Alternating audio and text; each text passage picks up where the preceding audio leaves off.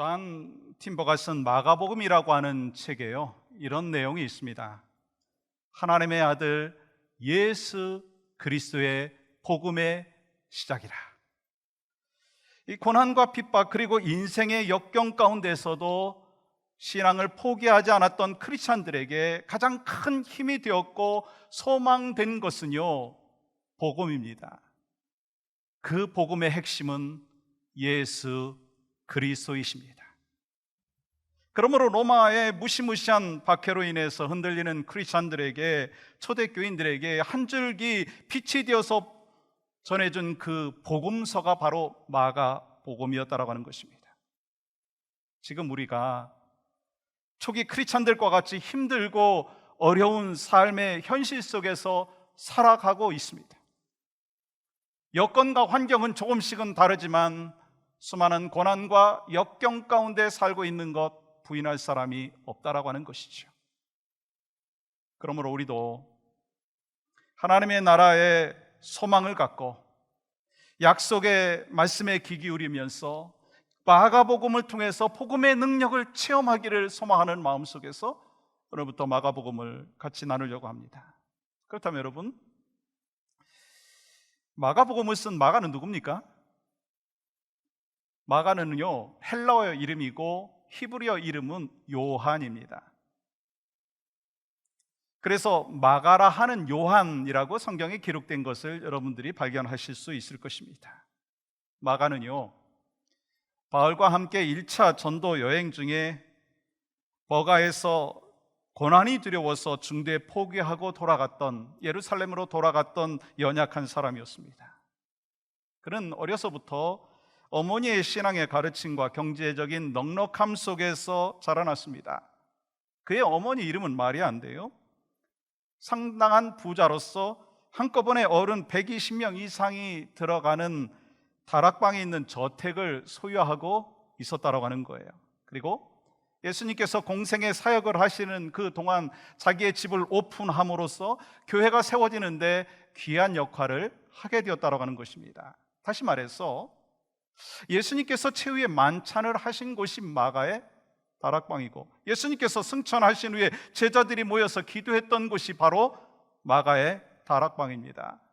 그곳에서 성령의 강권적인 역사하심을 하나님의 백성들이 체험하게 되었다고 하는 것입니다. 소망하는 마음이 있습니다. 오늘 성령 강림 주일을 우리가 지내면서 여러분과 저의 심령 가운데에도, 우리의 삶 가운데에도 마가의 다락방에 있었던 성령의 강권적인 역사가 지치고 낙심되어 있는 영혼들에게, 바로 여러분들에게, 여러분의 가정 가운데, 이 나라의 이민족 가운데도 불길같이 일어나기를 주님의 이름으로 간절히 소망합니다. 뿐만 아니라 이 마가의 삼촌은요, 안디옥 교회 선교사였던 바나바입니다. 무슨 말씀을 하는 걸까요? 이렇게 마가는 좋은 신앙 환경 속에서 성장했다라고 하는 거예요. 헌신적이고 믿음이 좋은 어머니의 철저한 신앙의 교육 밑에서 또 예수님과의 만남과, 그리고 자기 집에서 열렸던 기도회와 그리고 예배, 그리고 사도들과 함께 자연스러운 만남, 이렇게 마가는요, 어려서부터 믿음의 집안에서 신앙으로 자랐습니다. 그렇지만 고난이 두려워서 온실 속에 화초와 같이 지냈던, 그래서 이 바울과 함께 복음 전도 여행을 하다가 혼자 예루살렘으로 돌아갔던 그러한 경험도 있습니다. 그런데 그러한 마가가 어떻게 변했는지 여러분 아십니까? 베드로전서 5장 13절 말씀 보시면 베드로가 이렇게 이야기합니다. 내 아들 마가도. 여러분, 지금 베드로가 마가를 뭐라고 표현하고 있어요? 내 아들 마가라고 표현을 하고 있다고 하는 거예요. 무슨 말입니까? 마가는요, 예수님의 수제자 베드로의 마음을 깊이 알았던 믿음의 사람으로 바뀌었다라고 하는 것입니다. 또 한 장면 볼까요? 골로새서 4장 10절 말씀 보시면 사도 바울이 이렇게 기록하고 있어요. 나와 함께 갇힌 바나바의 생질 마가. 여러분, 지금 마가는요, 어떤 상황입니까? 복음을 위해서 바울과 함께 감옥에 갇혀서 고난당하고 있는 상황이라고 하는 것입니다. 여러분, 놀랍지 않습니까? 전에는 고난이 두려워서 온실 속의 화초처럼 연약했던 그 마가가 이제는 고난이 두려워하지 않는, 사도 바울과 함께 복음을 증거하면서 감옥에 갇혀서 고난의 광야 가운데 살고 있는 그 백성들에게 마가복음을 기록하면서 고난을 이기는 방법에 대해서 기록하고 있다라고 하는 것입니다. 여러분, 그 비밀이 뭘까요? 그 방법이 뭘까요? 그 비밀이 바로 복음이라고 하는 거예요. 마가는 마가복음을 기록하면서 그 복음을 더 깊이 깨닫게 되었고, 왜 예수 그리스도께서 복음의 핵심이 되시는지, 복음이신지에 대하여 깨닫고 그것을 증거하고 있다고 하는 것입니다. 그렇다면 왜 하나님의 아들 예수님께서 우리에게 복음이 되느냐라고 하는 것입니다. 그리고 마가 요한이 예수 그리스도의 생애를 기록하는 마가복음을 통해서 복음의 핵심이 무엇인가라고 하는 것을 기록하고 있는데, 그것이 무엇이냐라고 하는 것입니다. 여러분, 첫 번째는요, 이 땅에 하나님의 아들이 오셨다는 사실입니다. 여러분, 오늘 본문의 시작은 어떻게 되고 있습니까? 하나님의 아들 예수 그리스도의 복음의 시작이라. 이것은요, 예수 그리스도를 하나님의 아들로 선포하는 첫 번째 선언입니다. 복음이 시작되었다는 거예요. 여러분, 그 복음이 뭡니까? 하나님의 아들 예수 그리스도께서 이 땅에 오셨다라고 하는 사실입니다. 즉, 우리에게 말씀하시는 복음의 소식은요, 하나님의 아들이 이 땅에 오셨다라고 하는 것입니다. 여러분, 복음이 뭐예요?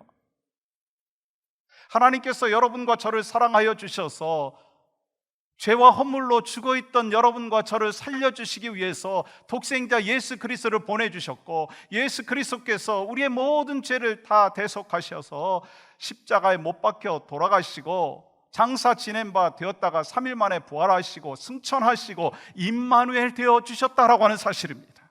그래서 복음을 헬라어로 유앙게리온, 영어로 굿뉴스, 한국말로 복음이라고 하죠. 기쁜 소식. 그런데요, 어떤 분들은 이렇게 말할 수 있습니다. 하나님의 아들 예수 그리스도께서 이 땅에 오신 것이 무슨 복음입니까? 뭔 기쁜 소식입니까? 그렇다면 사람들은 무엇이 기쁜 소식이고 복음이라고 생각합니까? 아니, 여러분은 무엇이 기쁜 소식이고 무엇이 복음이라고 생각하십니까? 세상적으로 잘 나가는 것, 성공하는 것, 돈 잘 벌고 자녀들이 잘 되는 것, 그것만이 기쁜 소식이라고 복음이라고 생각하고 있지 않느냐라고 하는 것입니다. 그래서 성공할 수 있는 방법을 가르쳐 준다고 하면은요, 줄을 섭니다. 성공할 수 있는 방법을 가르쳐 준다면요, 새벽부터 줄을 서고 물질을 투자하고 헌신을 합니다. 왜요? 성공이 하나님이기 때문에. 그래서 더 많은 성공을 위해서 좋은 학교를 가야 하고, 더 좋은 직장에 취직을 해야 되고, 더 많은 돈 버는 사업을 해야 합니다. 여러분, 이것이 누구의 모습인가요? 세상 사람들의 모습입니다.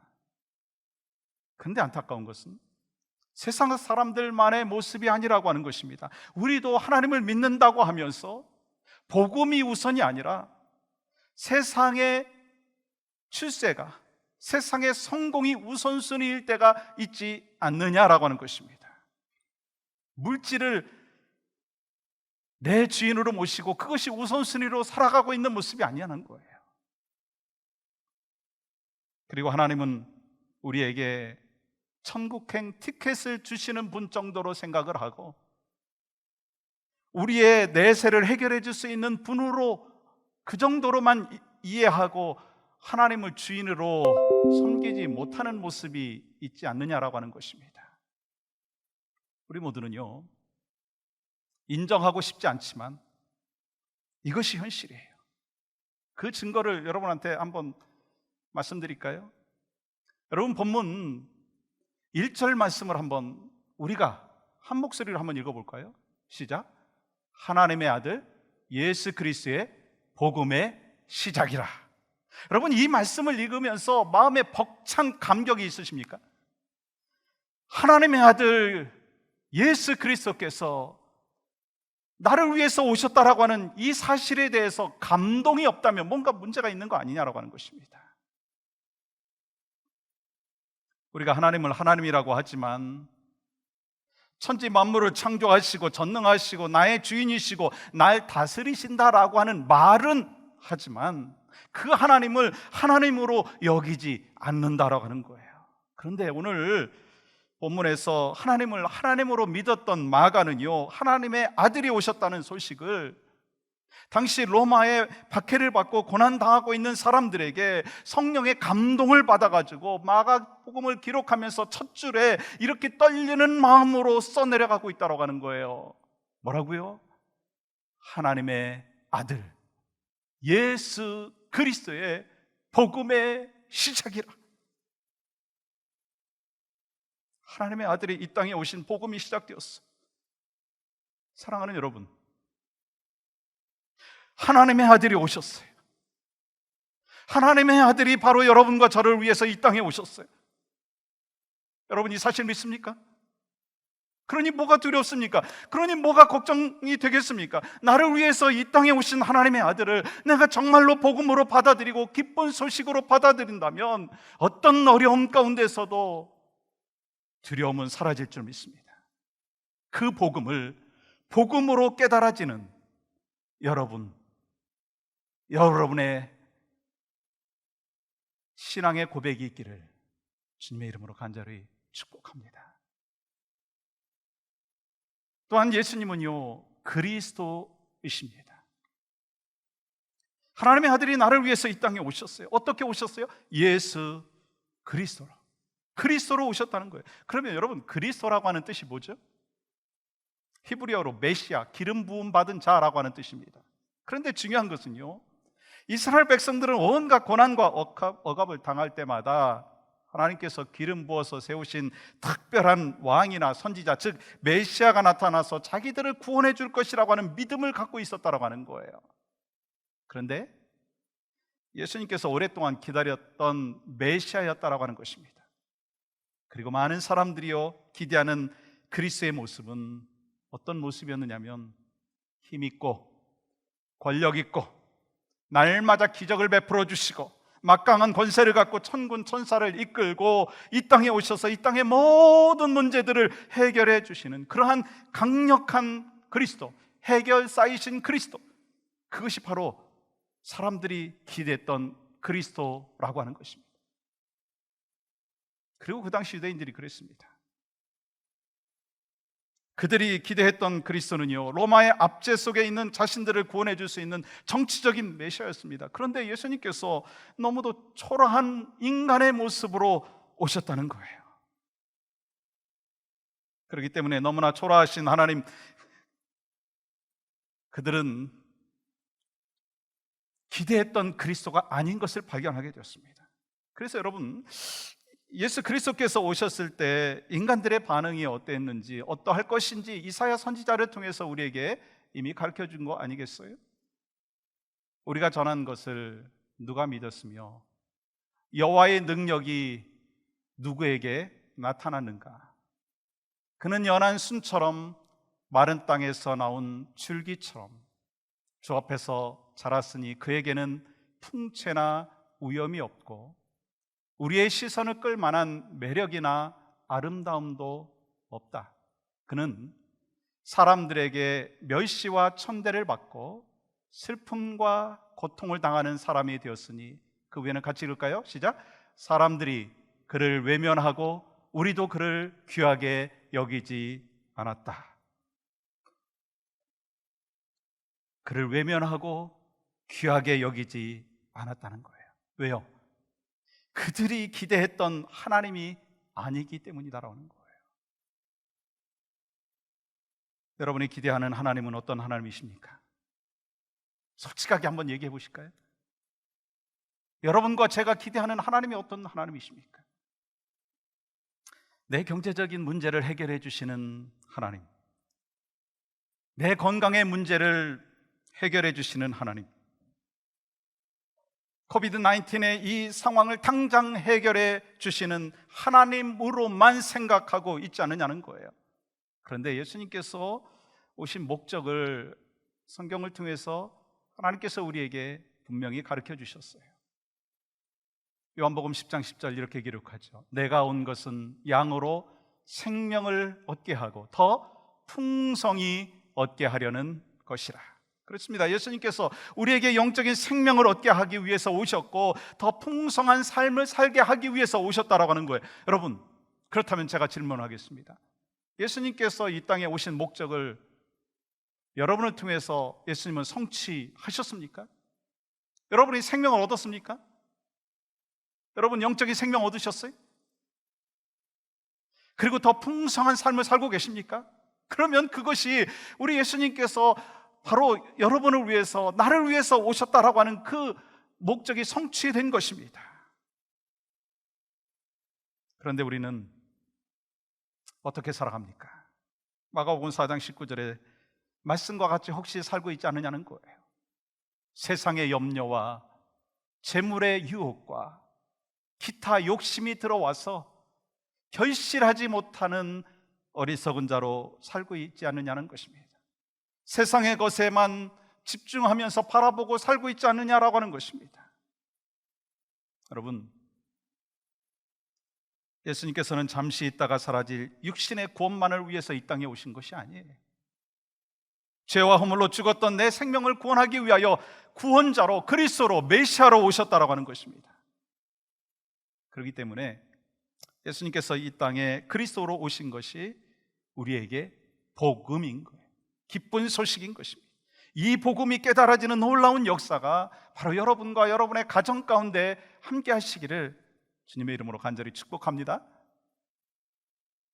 사랑하는 여러분, 예수님께서 그리스도이십니다. 믿으시죠? 예수님께서 구원자이십니다. 아멘이신가요? 그리고 우리의 문제를 해결해 주시는 분이 바로 그리스도 하나님이신 것입니다. 먼저요, 예수님께서요 우리의 과거의 문제를 해결해 주신 것을 아십니까? 우리는 원죄로 인해서 본질적으로 죄와 허물로 죽었습니다. 그런데 예수님께서 십자가에 못 박혀 죽으심으로 말미암아 죄의 문제를 다 해결해 주셨어요. 그리고 우리는 예수 그리스도를 나의 구주로 영접함으로 인하여서 죄의 문제가 해결받게 되었다고 하는 거예요. 그러니까 과거의 문제가 해결된 거예요. 또한 예수 그리스도는요 우리의 현재의 문제까지도 해결시켜 주시는 분이라고 하는 것입니다. 전에는 우리가 마귀의 권세 아래서, 통치 아래서 머물러 있었습니다. 그러나 예수 그리스도를 영접하고 내 안에 성령께서 임재하심으로 말미암아 성령께서 나와 동행하시고, 그래서 날마다 우리는 성령과 더불어서 승리하는 삶을 살 수 있게 되었다는 사실입니다. 여러분 믿습니까? 그러니까 우리가 현재도 문제가 해결된 하나님의 사람이에요. 누구 때문에? 예수 그리스도 때문에. 거기에 그치는 것이 아닙니다. 예수님께서는요 우리의 미래 문제까지도 해결시켜 주셨습니다. 예수 그리스도를 믿음으로 인해서 하나님의 나라의 백성이 되었고 천국 갈 수 있는 시민이 되었습니다. 영원한 생명을 이미 받았다라고 하는 것입니다. 그러므로 예수님께서는 나의 과거의 문제, 현재의 문제, 미래 문제까지도 해결시켜 주시는 그리스도 구원자이신 줄 믿습니다. 그 믿음이, 그 고백이 바로 여러분의 고백이요 우리 후손들의 고백이 되기를 간절히 소망합니다.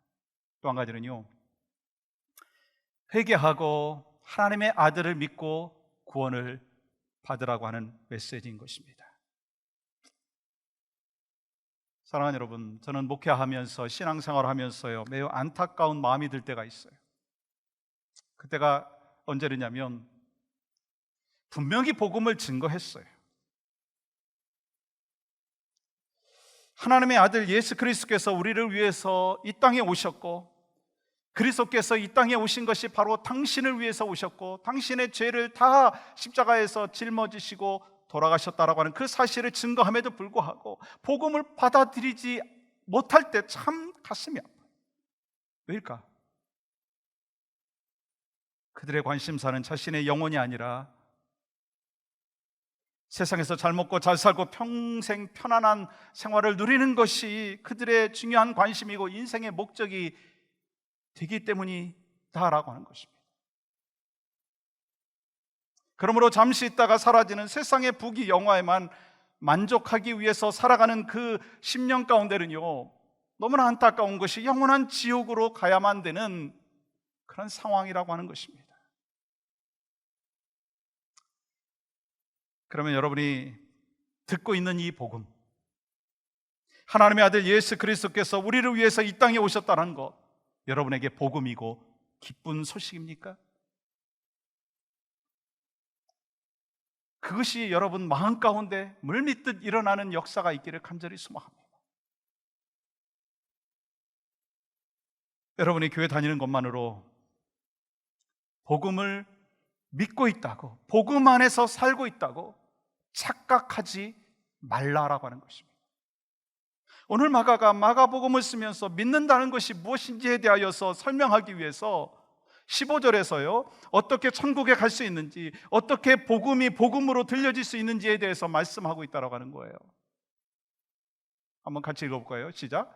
이르시되 때가 찼고 하나님의 나라가 가까이 왔으니 회개하고 복음을 믿으라 하시더라. 회개하고 복음을 믿으라. 그냥 마가는요, 믿으라고 말하지 않습니다. 마가는요, 믿음이라고 하는 것이 무엇인지에 대해서 설명할 때 믿음이라고 하는 그 단어 앞에 한 단어를 더 추가하고 있습니다. 그게 뭐예요? 회개하고 복음을 믿으라. 회개하고, 즉 회개 없는 믿음은 믿음이 아니라는 거예요. 마가는 우리에게요 말하고 있는 것이요, 믿음을 갖기 위해 회개가 선행되어야 된다라고 하는 것을 말씀하고 있는 것입니다. 마가복음 1장 4절 보세요. 세례 요한이 광야에 이르러 죄 사함을 받게 하는 회개의 세례를 전파하니, 회개의 세례에 대하여 세례 요한이 전파하였을 때 사람들이 자기의 죄를 회개하고 세례를 받았습니다. 여러분, 회개가 뭔가요? 회개는요, 헬라어로 메타노니아입니다. 그 의미는요, 마음을 바꾼다, 돌아선다라고 하는 거예요. 회개는 가던 길을 돌아서는 거예요. 차선 바꾸는 게 아니라 유턴하는 것입니다. 방향을 전환하는 것입니다. 쉽게 말해서 회개는요, 지금까지 살아왔던 삶의 방향을 완전히 바꾸어야 된다는 거예요. 그렇다면 회개와 복음은 어떤 관계가 있습니까? 하나님의 아들이신 예수 그리스도를 통해서 새로운 인생이 시작되기 위해서, 예수 그리스도께서 새로운 왕이 되시기 위해서, 하나님 나라의 백성으로 살기 위해서 먼저 우리에게 필요한 것이 있다는 거예요. 회개라고 하는 것입니다. 삶이 완전히 바뀌어야 된다는 거예요. 그것이 믿음의 시작이라고 하는 것을 말씀하고 있는 것입니다. 여기서 믿음이라고 하는 것은 단순히 내가 동의한다, 그런 의미가 아닙니다. 예수 그리스도를 왕으로 모시고 주인으로 철저히 인정하고 살아가는 것이 바로 믿음이라고 하는 것입니다. 그렇기 때문에 그날 요단강에서 백성들이 받은 세례는요, 회개의 세례였습니다. 회개의 세례를 받을 때 하늘문이 열렸어요. 그렇다면 여러분과 저가 무엇을 회개해야 되겠습니까? 먼저 예전의 삶을 회개하셔야 될 줄 믿습니다. 하나님의 자녀가 되었음에도 불구하고 죄 가운데 살아가는 것을 회개해야 된다는 거예요. 하나님의 뜻을 알면서도 내 마음대로 살아가고 있는 우리의 삶의 모습을 회개해야 된다는 것입니다.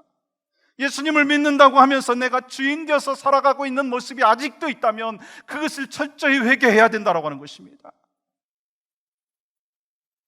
그리고 세상 모든 것이 내 손에 달려있는 것처럼 그냥 내가 걱정하고 내가 건심하고 내가 염려하고 내가 불평하고 내가 주인 되어서 미워하는 그 삶이 있다면 회개해야 된다는 거예요. 우리가 삶의 어려운 현실을 보면 낙심하게 될 수밖에 없어요. 그러나 우리가 믿음이라는 것이 무엇입니까? 어려운 환경, 현실, 그것이 다가 아니라고 하는 것을 우리가 분명히 하지 않습니까? 그런데 그 눈앞에 있는 현실 때문에 넘어지고 좌절하고 불평하고 그러면 그것이 믿음의 사람이냐라고 하는 것입니다. 이러한 문제는요, 여러분만의 문제가 아니라 저의 문제예요. 그러니까 주님은 우리에게 말씀하는 거예요. 지금 회개해야 된다라고 하는 거예요. 하나님께서 날마다 말씀하여 주시는 그 하나님의 음성에 순종하지 않은 것을 회개해야 된다는 거예요. 내 고집대로 살아가고 있는 못된 행동이 있다면 회개해야 된다는 거예요. 영적인 일에 대해서 무관심한 것에 대해서도 회개해야 된다는 거예요. 자녀를 영적으로 키우기보다는 세상적으로 잘 나가게끔 키우려고 하는 우리의 모습이 있었던 것에 대하여 회개해야 된다라고 하는 것입니다. 이렇게 회개할 때 하나님이 용서해 주시고 하나님과의 관계가 회복되어지고 하늘 문을 여시고 우리를 영접하여 주시고 우리에게 샬롬 평안의 삶으로 인도하여 주실 줄 믿습니다. 사랑하는 여러분, 지금이 바로 회개할 때입니다. 주님을 만날 때입니다. 이 세상에 가장 중요한 것이 무엇인지를 깨달을 때다라고 하는 것입니다. 그것이 바로 복음, 예수 그리스도이신 줄 믿습니다. 지금 우리는 모두가 광야와 같은 삶을 살고 있습니다. 바로 이때 광야 속에서의 복, 회개로 인도하시는 성령의 강권적인 역사하심을 매 순간 경험하시고 최후 승리를 얻기까지 십자가 붙들고 나아가시는 여러분과 저의 삶이 되시기를 주님의 이름으로 축복합니다.